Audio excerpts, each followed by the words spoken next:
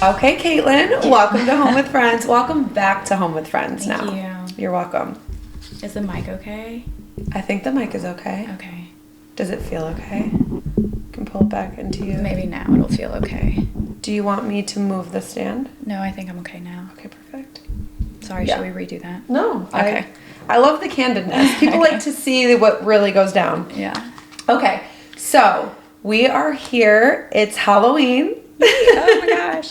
We're gonna talk about some spooky little things, some Halloween topics, okay? I want you to kick us off and give us your interpretation of the meaning of Halloween. Oh, I love this. Oh my God. I love. Okay. Now this is for me. Yeah. But Halloween for me is the new year, and that's because the veil between our physical world and spiritual world thins out and then comes back. So I take that as the moment that we're closest to spirit as the ending of one year and then the start of the next. This is a big week for you then. Because it's also my birthday. Right, which we're going to get into. And then Halloween, and then we go into the Day of the Dead, but it's just the veil thinning. Now, people will say, it's a veil, it's always thinning. Fair. For some people, the veil is a thick-ass curtain, though. Okay. So in this time, the veil is thin for everyone. I need you to explain more. I don't know what that means. The veil? Yes.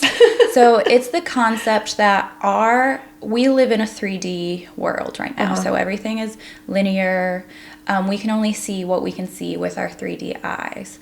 But the idea is that the spirit world is already amongst us. Like it is with us right now. And so when the veil thins between our 3D and the spirit world. It's just the concept that we are all together. Yeah, I actually just saw something recently that said people tend to think spirit is so far away, but they're among us. They're just living on a different plane. Like they're right here. Right, they're just on a different plane. Yeah, they're right here. Yeah, hi. And that's and that's what when we lose the people we love, there is so much grief for us because we don't get to see them anymore, but they're still seeing us. They're still with us. Okay. So it's like we are without them, but they are never without us. Which is a beautiful way to think about it. It's a good mindset shift and perspective. Day of the Dead is what, November 1st? November 1st, November 2nd. Okay. And I know you love New Orleans. I love New Orleans. Okay, you say New Orleans. I don't know if you say New Orleans. It's New Orleans. Okay, that's what I say too. I'm glad you repeated it to make sure I said it right. I know you love it there. I feel like it's a city known for being very, very spiritual. Is that true? Mm-hmm. Why do you feel like it has that energy? Well, it's deep in Catholicism, one, but two, it's deep in hoodoo voodoo practices with Marie Laveau bringing the practice, or is noted as bringing the practice to New Orleans. Okay. I go there to celebrate the New Year because I see birthdays as New Year's too. Mm-hmm. So I just have one big New Year to celebrate. Yeah. So your birthday falls on October 30th, the day before Halloween. I feel like that's not a coincidence. Do you like your birthday? Do you wish you were born on the 31st? No. This is how I've always considered the start of my memoir that I'll never write. But the first sentence is, I was born the morning of Hell Night, because that's October 30th is Hell Night in other parts where it's just like mischief. People think it's the fire pits of hell opening up. Yeah. You need to write the memoir. You already have the best opening sentence ever. Literally. Okay, Yeah. So this makes you a Scorpio. Mm-hmm. Scorpio sun. I feel like y'all are known for being secretive, keeping things close to your chest. Sure. I don't know, very private. I could see that. I think Scorpios have an emotional depth to them. And so when you feel things so deeply, when you consider things so deeply, you kind of assume other people aren't going to get it in the same way. So you do keep things to yourself. Yeah. But Scorpio and Taurus are sister signs, right? So it's like same but different. So Scorpios are known for, like, I don't want to say sex because that's not true at all, but it's that depth of intimacy, that pleasure through intimacy, but Tauruses are known in the same way, that physical intimacy, that's why they like nice things. They like the way they live. They like things to feel good. They like things to feel nice around them. Like luxurious, yeah. Do you like being a Scorpio?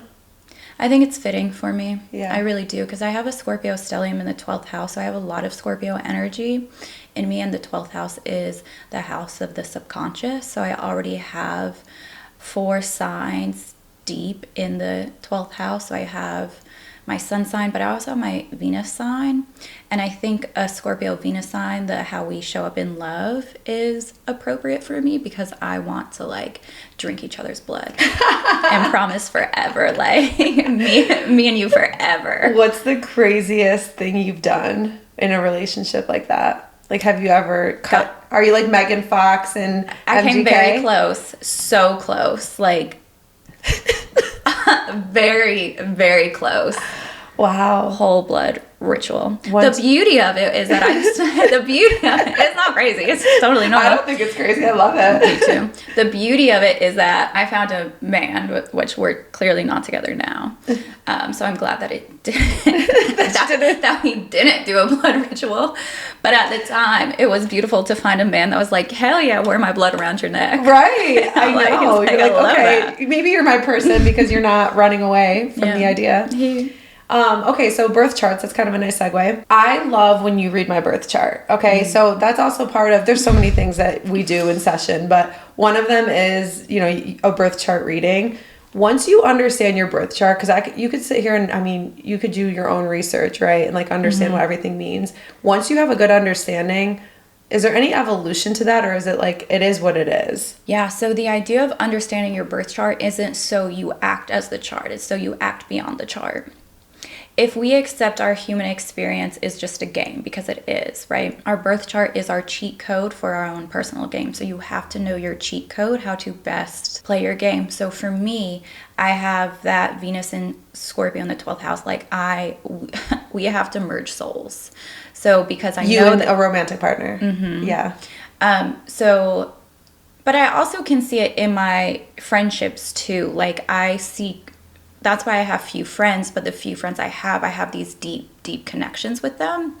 But because I have this level of depth and this desire of depth and intimacy, I know I have to go slow, or I'll be doing blood rituals a month into knowing somebody. Literally, we met at Snug Harbor. Got it. Wait, no. I was like, wait, is that?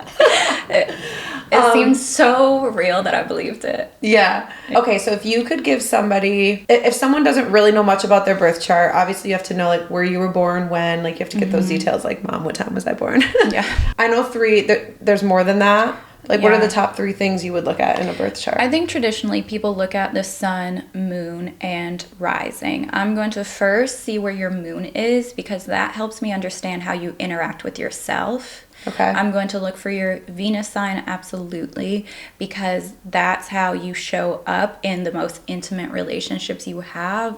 And then I'm going to look for your Chiron sign, because that's the wound that you're healing in this life. That's so interesting to me. So I want to know, and maybe it's my Scorpio stellium in the 12th house, but like I want to know your deepest parts. Okay. And then once you're able to identify someone's wound, how can they use that as the cheat code? Like, what can they do? Just start working around healing that, therapy? Totally. There's so many ways. Like, for example, I have a Chiron in Cancer, so I have a wound of belonging. So for me, it's really important to create community, show up in community, find people that I'm able to connect deeply with, people that I can trust. I love that. Wait, can we look at my wound real quick? We've talked about this before, but I just want to see what it was, because then I can figure out. Not every app shows it. I know, but the pattern does, right? Because that's my birth chart. Yeah, but like, it might not. I don't think that Chiron shows up on the pattern. Okay, if it doesn't, it doesn't. I was if it doesn't, it doesn't yet. Oh, it sure does. Look at this. Let me see. Chiron in Leo in the 12th house. Oh my gosh. So we have to look at the wound of external validation, the wound of criticism, the wound of feeling like you need to show up the way other people want or desire to show up. That's so relatable. So, like, what are some things for other people that can relate to that like I can do to work on that? Well, I Advice? also know your human design, so I know you have that reflector energy as well. So to take that all into consideration, it really is, you have to be so intentional of who your authentic self is, and if you're allowing yourself to show up authentically. Okay. This tells me you're going to have a hard time, or have had a hard time, knowing who the real you is. Does that resonate? Yes, it does. It totally does. But, since I haven't, let me take a look. You're a double Taurus. I always seem to remember and yet forget that. Yep. I love that. Jupiter. The Jupiter sign's important too, because Jupiter, you have Jupiter in Virgo. I could see that. So hard. You can't just make those comments. You need to elaborate for us. Jupiter is like the captain of our ship. So a lot of times people consider the sun sign to be the captain of our ship, but it's really our Jupiter sign. So I say that in a way, it's like, if you want to get shit done, if you want to experience any type of success on a project, you have to embrace your Jupiter sign. Your Jupiter sign is Earth too. You have a lot of Earth. So it's all about like, which I can see it because we've worked on, we did the event together, like total like boss energy, get shit done. Okay. Your work ethic, I don't think I have really seen it in anyone else the way that I've seen it in you. Really? Why are you surprised? Wait, I'm surprised because I feel like, listen, I try You don't work well? No, I try to put my best foot forward, but I think it's just the feeling of inadequacy of like, am I doing enough? Or are you seeing that I care enough or that I'm putting in enough work? Yeah. So it's nice to hear that, but sometimes I don't know that I know I feel it internally, but I don't know if I'm showing it externally. So that's going to be your Leo Chiron. Right. It's all making sense. Mm-hmm. I don't even know if I say that word right. Chiron. How do you spell it? Chiron. Chiron. Let's ask ChatGPT. This is what I do. Chiron. If I type it, because then it'll say it. Chiron sounds like somebody's mother's name. How do you pronounce Chiron? Rhymes with Myron. Myron, so Chiron. Chiron. Chiron. So now that sounds like somebody's son. Chiron named her son Chiron. Okay, well, thank you for doing that. Sure. Okay, I want to backtrack real quick back to Halloween. Do you set New Year's resolutions? Like, is this a fresh start for you where you do what a traditional person would do for the New Year holiday? So I do go to a Day of the Dead ritual. And what do you do That's there? pretty intense. They allow their high priest or high priestess to fall out for the deity to honor, to give blessings, and then there's a parade to a cemetery where we leave food out for the dead. Now, when you say fall out, do you want to explain what that means? They'll literally just fall out and hit the floor. Mm-hmm. And then when do they get up? Pretty immediately after, but when they get up, their vessel is being used.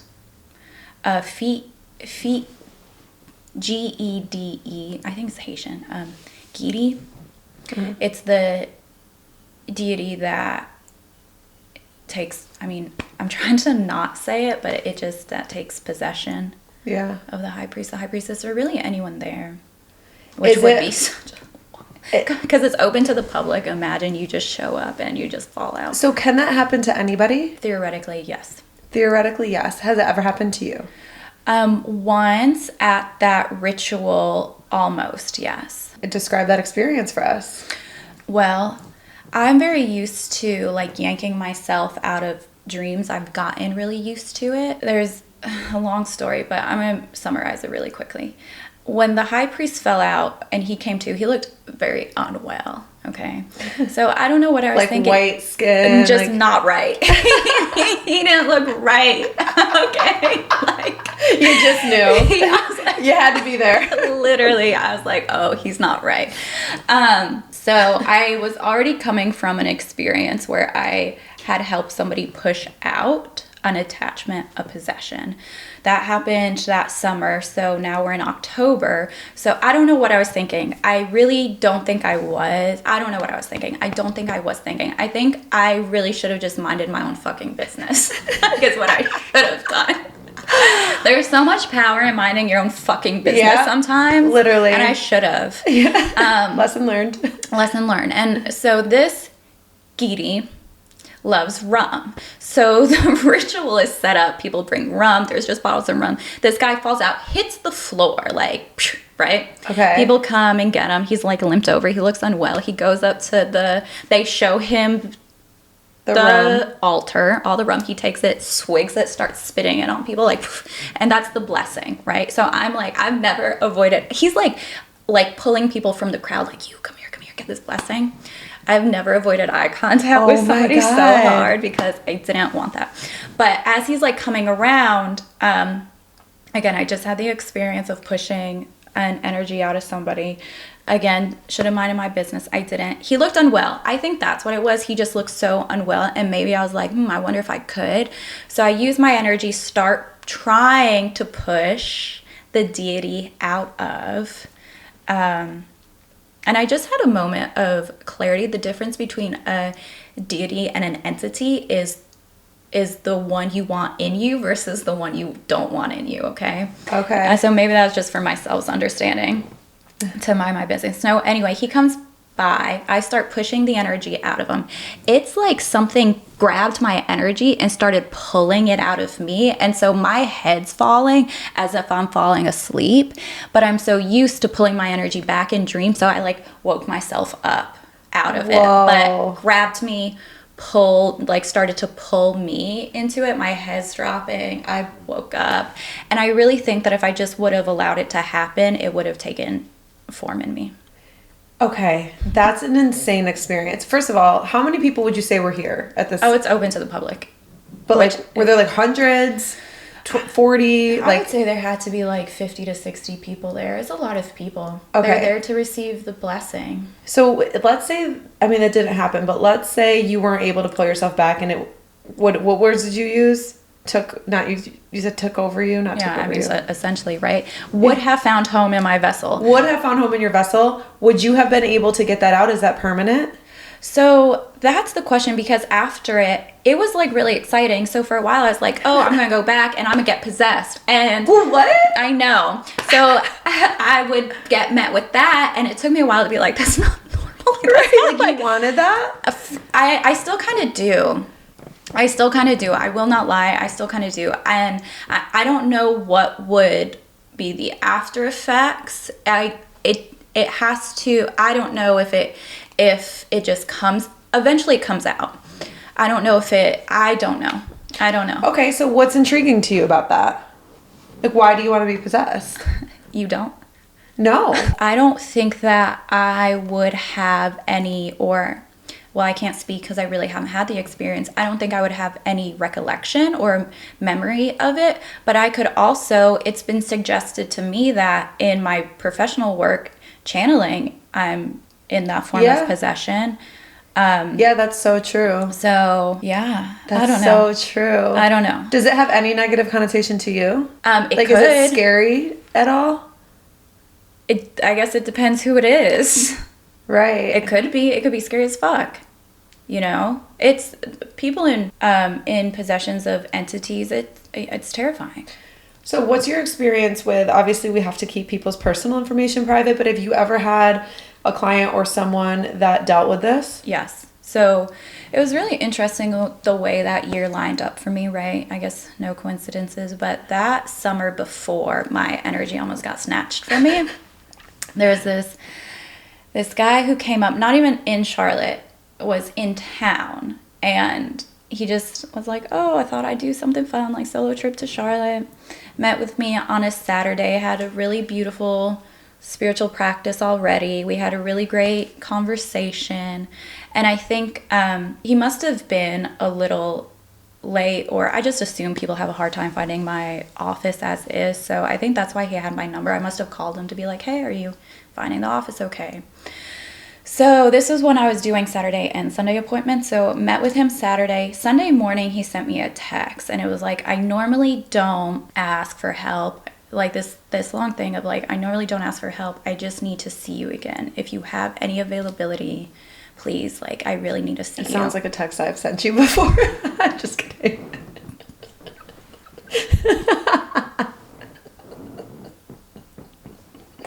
Been there.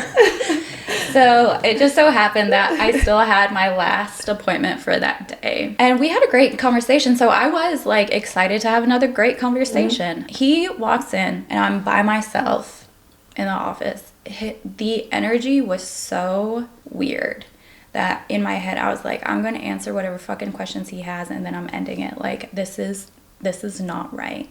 Oh, wow. Yeah, I was like, whatever question, like, we're going do. Have a nice trip back.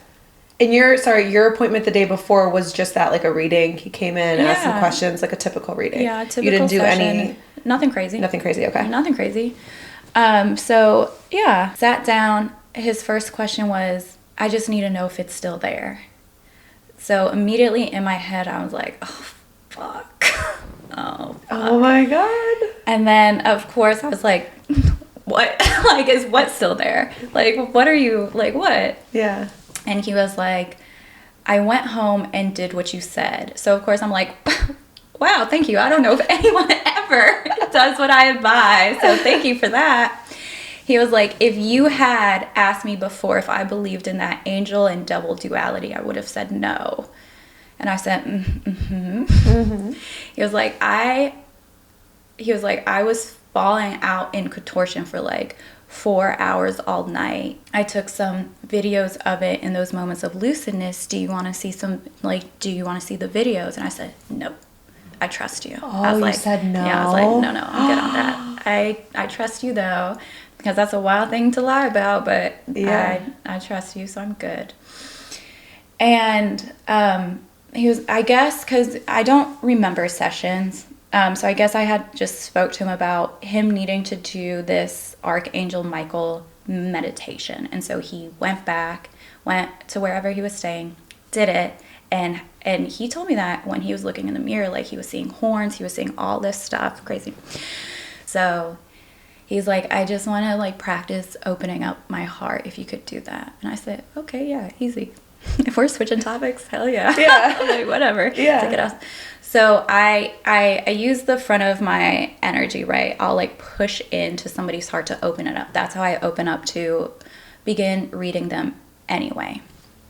I push in, open his heart. It was like, have you ever opened an oven and the heat just hit you? Yeah.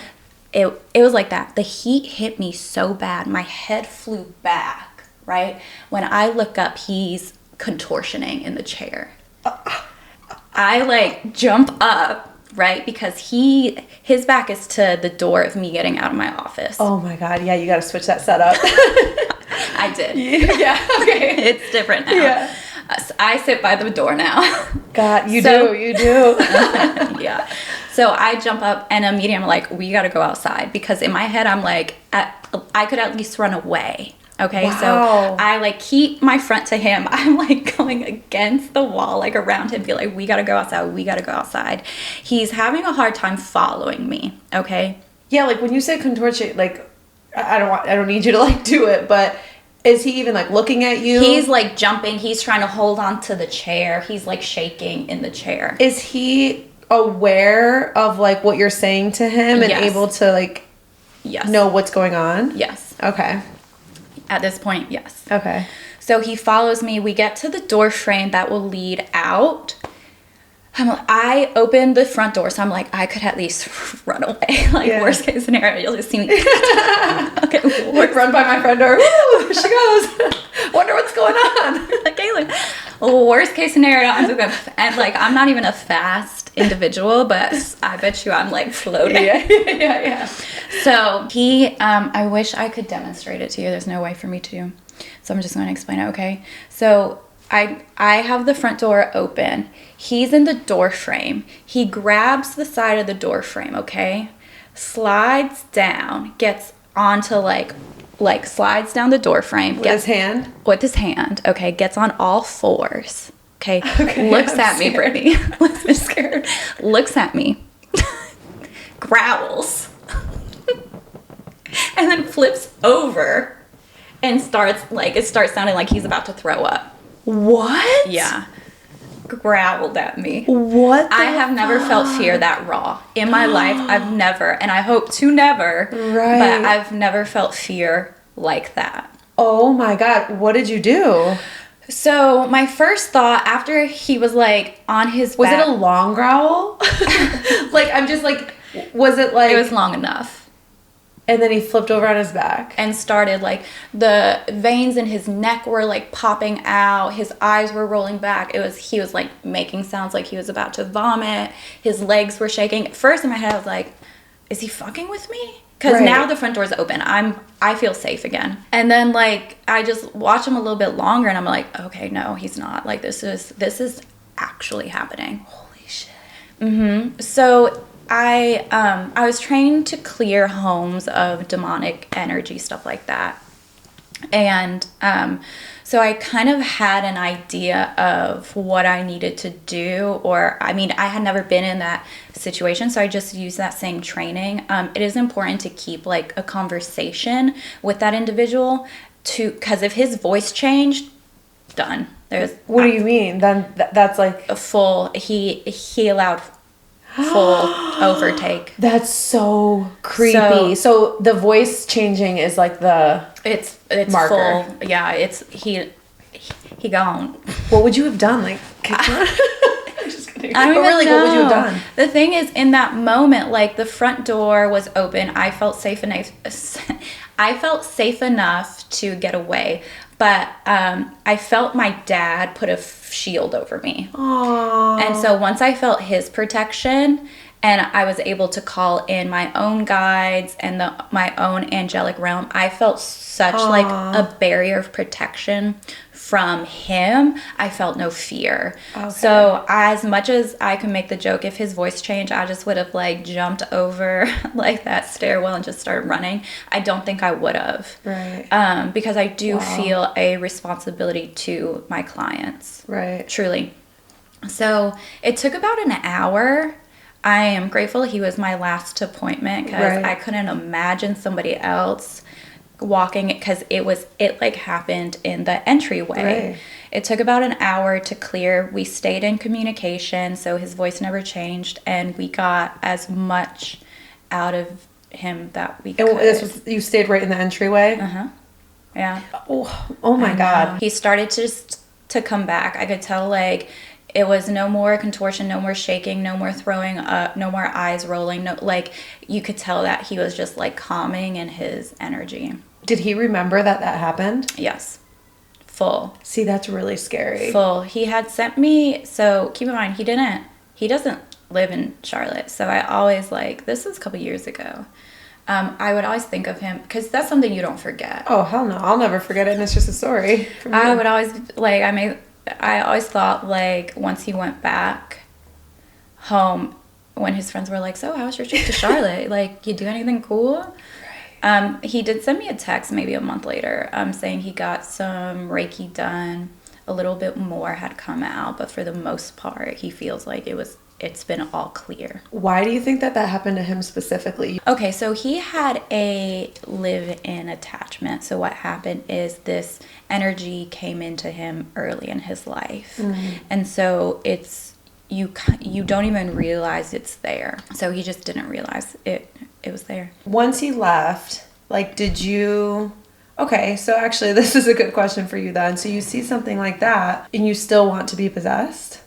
So different, deity versus entity, so, right? Okay, so let's describe that because see, when you say possessed, that's actually what I go to. Yeah, entity. So that happened to the summer. So that fall, when that guy who was in possession walked by me, I had that same hot oven. So now I know I have a visceral reaction to somebody actively in possession, which is good to know. Okay, wow.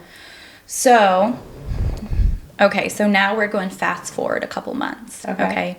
I start working on my witch wound. Witch wound is a wound you carry from past lives of persecution, execution, sometimes called the other wound. It's the wound that people carry when they know that they are not of this world. So I start working on my own personal witch wound. I'm reading this book that has really beautiful guided meditations, guided past life stuff. When I first started to do this work, I actually didn't want to.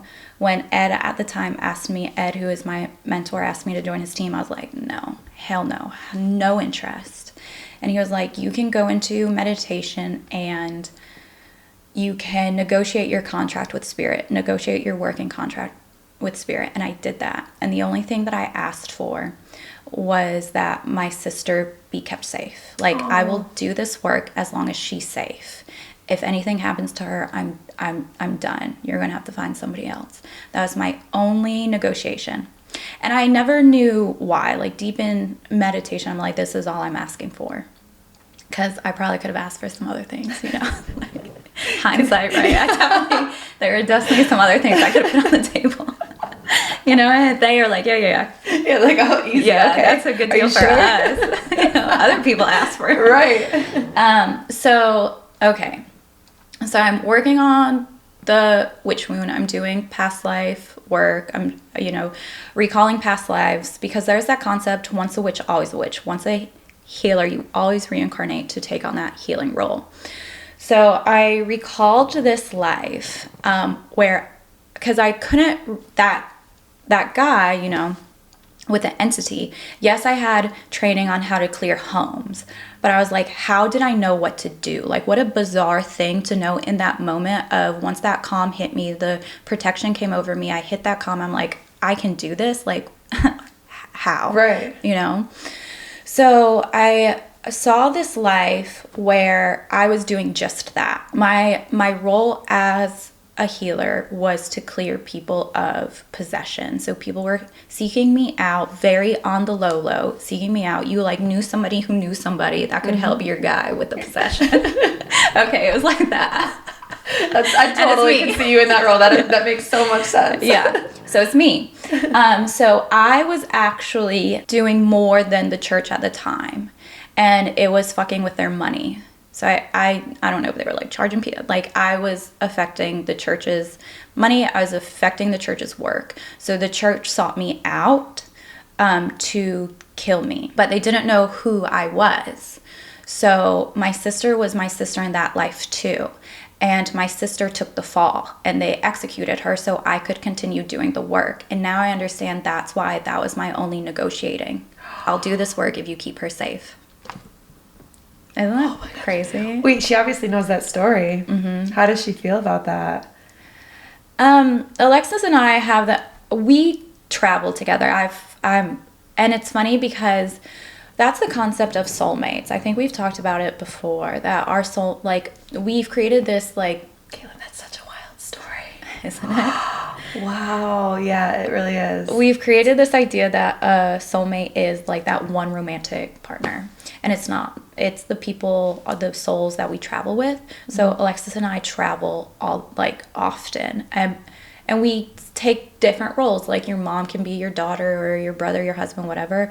Alexis and I are always sisters. She's always my younger sister. Oh, really? Always. Mm-hmm. Oh, I love that. There was one time I recalled a past life. Same thing. She was my younger sister. We were living in this home that was a Civil War, post-Civil War home, but the war wasn't going on. And I could only see the upstairs of the house and the banister that led to our room. And we had 2 twin beds. That was really the only thing in that room, with the closet. And the closet served as a portal to, where energy passes. It seems like a fucking portal to hell, honestly, because I never slept. My focus was always on the portal. So it was my bed, Alexis's bed, the closet. That was the portal to hell, or just the portal. But it was a terrifying life because of that closet that just went unspoken. And Alexis, in that life, I was always so confused that she could just sleep. I would watch her sleep next to the closet, stay up to make sure she was okay. But it blew my mind that she could sleep in that life, okay? So I went back, told her immediately, her soul remembered the fear. I really wish she should be the one to tell this, but I'm gonna tell it for her. She went paralyzed. Like, she could not move. The TV in her room shut off, and she could not move. She went into straight, like, yeah, This was in a past life? This was in our real life now. This is in your real life now. So this happened IRL, because as I'm telling the in story. real life, for those of you that aren't up to date. As I'm telling the story, her soul recalled the fear that we were feeling in that life together. And wow. Yeah. Oh my goodness. Are you able to pull other people's past lives? You are? Yeah, I love past life like work. pretty It's so easily? fun. Like when you're in session? I would love to do that with you next time. So what I do is, now the past life I'll pull isn't necessarily your most recent past life. Yeah, It's a life you're still fulfilling karmic debt, karmic understanding. You're still learning a lesson. Okay, so I look into your third eye. I'll literally like stare. Okay, your current face, like your Britney face, will black out, and then I'll get a new face. And then with a new face, I'll do a quick read, and I'll get that past life. Do the faces typically look similar? No. Really? Just like a totally new person? Yeah, totally new person. Wow. Oh my God, I can't wait to do this with you. Yeah, it's fun. Past life fun. stuff is fun. Yeah, I know. We talked about reincarnation on our first podcast episode, so people can go back and listen to that. We did, yeah. It's such an interesting topic to me. I love that. Have you had any other like super memorable experiences recently that you can think of? Give me a range. Like what like would you say? I'm just thinking, like, when you're pulling someone's past life, are you ever shocked, like, oh my God, your past life, you were the executioner of the witches or something? I have met people that persecuted witches. Right, like that would be, to me, like, for you to sit in front of someone that had that past life has to be such a weird feeling. Are you able to compartmentalize though in those moments? I mean, what are they gonna do? I know. I'm just saying, like, does human Katelyn get like offended or like, do you feel some type of way? I know, I don't. That's good. Yeah, I would assume, unless I should, I probably should. I'd be like, fuck you. Right, but it's session over. Get out of here. I know. Okay, wow, that's interesting. I have met people. It's like coming in fragments, but this woman who ended up marrying her executioner from past life. Whoa. Yeah, for like a final soul healing. Wow. A karma over. That's cool. Wow. Okay, amazing. Is there anything else you think we should touch on or talk about? Anything memorable? I don't know. I think, like, I tell people my gauge of crazy, my gauge of memorable is a little different. Right. I've had other lower entities try to possess me. How often is that happening? Like, is that a regular thing? You're like, yeah, every once in a while they try to possess me. Twice. It's happened twice. They have to lower. Please don't get possessed, because then, like, how will I know? Will I know? How would you know? I think that you would know. Would you be different? Would you still, like, be you? Would we still have a relationship? I could be possessed right now. Imagine. I'm not. Or am I? I'm not. No, you would definitely know. Interesting. I would like to think you would know. Yeah, it's twice that's happened. Is it something like you would openly say, or is that not how it works? Well, the first one, it wasn't even a like lower entity. It was someone I had connected to for a client who felt like she was young, and she felt like her life ended too soon, which agreed, and she wasn't fully transitioned because of it. So she saw I was the first person who made connection to her through that mediumship channel, and she took that almost as an opportunity to be alive again. Oh. So that was the first one. The second time, that was a full on. She was she was the lower entity trying to possess me. Wow. Yeah. Yeah, that was crazy. Okay, so we'll wrap up talking about this rebirth that's happening with your birthday, with Halloween. Yeah. What are you looking forward to in this next year? Well, I'm coming up, I'll be 35. I'm coming up on an 8-year. That 8-year is, I'm hoping for things just to fall into place. It's really, you start to see the progress of the work. You definitely notice the rebirth energy. You notice yourself ascending. So I'm excited to see that. Yay. I'm so excited to see it too. Me too. When do you think is a good time for people to do a tarot reading for their year ahead? Like, I like to do a year ahead tarot reading with you every year. Yeah. I do it at the end of December because January 1st I treat as my new year. Do you do it for yourself? At the end of December. Oh, you still do it end of December. Why don't you do it before Halloween, if this is technically like a new year for you? Well, that's a great question. But it's the new year in the way of rebirth. It's the new year in the way of transformation, not necessarily we are starting a new calendar year. Okay, understood. Mm-hmm. Thank you so much, Katelyn. Thank you. Love you. I can't wait to ascend with you this upcoming year.